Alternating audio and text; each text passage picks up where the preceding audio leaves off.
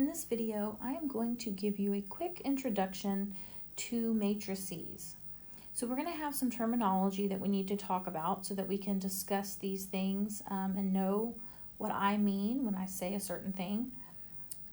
So a matrix is a rectangular array of numbers which can be used to organize, categorize, and or solve a system of equations. And so this right here that I'm highlighting in blue, that is an example of a matrix. And you can see that it's a rectangular array. In fact, this one is a square matrix, and it has elements involved. So an element, that's the next thing we want to talk about, is an entry in a matrix. It's an item. Okay, so if I'm going to tell you about an element or an entry, I can tell you that 1 is an element.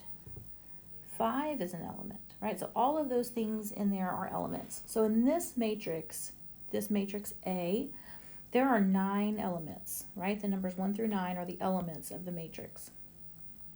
We often name a matrix using a capital letter. So that's what we did in this case. This is matrix A. A row is a horizontal line of numbers. Okay, so here is a row. This is row 1. This is row 2. And this is row 3. So a row is horizontal. Then we have a column, and the column is a vertical line of numbers. So this would be column 1, column 2, and column 3. So we start from the top to the bottom to number our rows, and then we start from left to right to number our columns.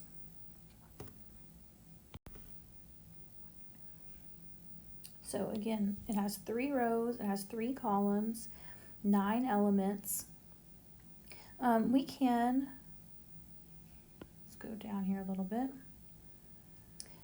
We can talk about the matrix and its size. And so again, I mentioned that this was a square matrix. And that's because it has the same number of columns as it does rows. So if the numbers of rows and matches the columns, then that is a square matrix. This case, A is a 3 by 3. And so you name it using the convention M by N, which is M is the number of rows.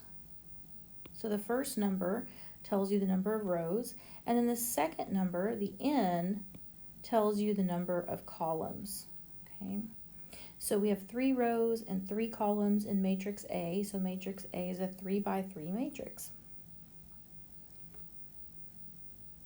So usually if we are talking about an element, for example, if I wanted to talk about element 5, the 5, I could say that so 5 is element A sub 2, 2. And that means it's the element A, in row 2, column 2. Okay, so row 2, column 2, that will be element 5. The example I have in the little paragraph down at the bottom is for the element 4. Element 4 is in row 2, column 1. So that would be A sub 2, 1. So that's a way to refer to which element you're talking about, so we all can understand which one you're saying. Because, I mean, a matrix could have the same numbers. And this one I made it so where all the elements are different, so it's easy to distinguish. But they could be all zeros and ones. And in that case, you can't just say element 1 because there might be multiple ones. So this is a way to distinguish one element from another clearly. All right. So this information was taken and synthesized from the OpenStax textbook. It's the college algebra book. It's a free online textbook. I would highly suggest looking at it as a reference, and you can look at the problems they have for you to work out for some, extra practice, and they have the odd numbers with answers. So practice, check your work. If you have questions, I would be happy to help you. All right, let's look at this one. We have matrix B. Notice here there are 4 elements. It has 2 rows and 2 columns. Since the number of rows matches the number of columns, we could say that this is a square matrix. So I'm just kind of observing some things as I look at matrix B. Let's see what we can answer here. Number 1, what are the dimensions of B? So again, since there are 2 rows and there are 2 columns, it's a 2 by 2 matrix. What element is in the position A1, 2? So this means row 1,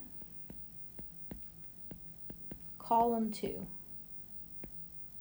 So row 1 is here, and then column 2 is here. So the number in that position is the 4. Is B a square matrix? Yes, it is, because the number of rows matches the number of columns.